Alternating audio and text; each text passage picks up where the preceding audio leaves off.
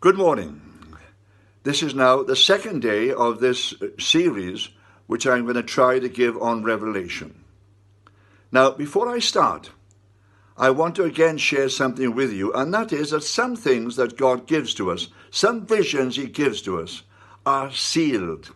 In other words, they're not to be understood by our generation. They will be released to us as time goes on. Daniel, for instance, in the Old Testament, gets the vision, and he says to the angel giving it to him, asks him what it's all about. And the angel says to him, you'll find this at the end of Daniel, Daniel says, you will not truly understand this, because these visions are sealed, and will be sealed until the end of time. And as we look at the book of Revelation, we may find in there things which are sealed. God has shown them to us. He's given them a vision to us, but we cannot truly understand them. Now that can be a problem, because when we get these sealed visions, people can suddenly try to make up their own minds as to what it means or how it applies. And God says, you must leave some things alone. Just accept them, understand that they're there, and one day I will show you exactly how they apply to your lives and what they mean. Right. Now, John, on the island of Patmos, on the Lord's Day, might have been a Sunday, could have been he calls it the Lord's Day, or it could have been the Sabbath. We have no idea. But he's in prayer, and he's praying to God. When suddenly he hears a sound like a trumpet behind him, and he looks around, and suddenly he sees this vision of Jesus. It's such a fantastic vision that he himself falls to the ground, overawed by it. And remember, John was Jesus' friend. He'd known him in the flesh. He'd been one of his closest disciples. He's now overawed by what he sees, because the figure he sees in front of him, white hair, blazing eyes, shining face, he says a sword coming from his mouth. This, of course, is a figurative statement.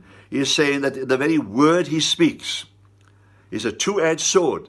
It can be used for attacking, and it can be used for defending. It's the very words he speaks have the power to do this.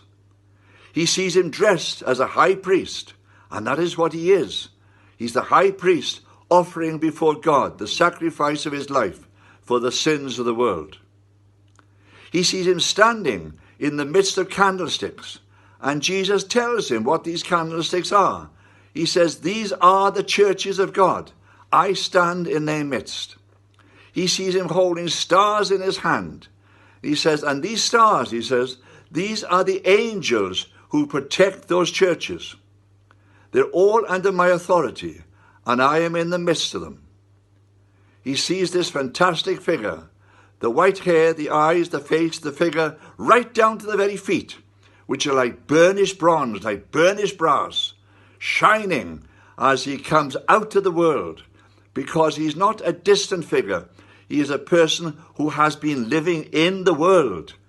He has a humanity about him, and yet this humanity is like burnished brass, shining with all the glory of true humanity that he has experienced himself and is now perfected in the presence of the Father. He sees this figure, and this figure speaks to him. And he says, I have a job for you. I want you to write a message to all the churches of God throughout time. And it's such an important message that I want you to state very simply that not a word of it must be changed. If you don't understand it, then say quite simply, I don't understand it. But don't change it. Make sure it is laid out for the people. Because as age succeeds age, and especially as they come towards the end, they will be able to see exactly what these things mean. And the people who have to go through the experience that Revelation is going to give to them will be people who will need these images to understand what is going on around them.